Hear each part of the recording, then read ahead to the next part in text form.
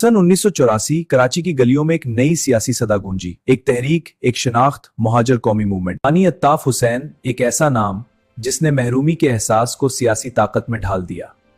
क़यादत ने सरहदें पार की, लंदन मरकज बन गया और सियासत एक नए मरहले में दाखिल हुई। 1997 नाम बदला, दायरा वसी हुआ, मुहाजिर से मुत्तहिदा। लेकिन 22 अगस्त 2016 एक तकरीर ने सब कुछ बदल दिया। पाकिस्तान में मौजूद क़यादत ने नया रास्ता चुना और लंदन से लाताल्लुकी का ऐलान कर दिया।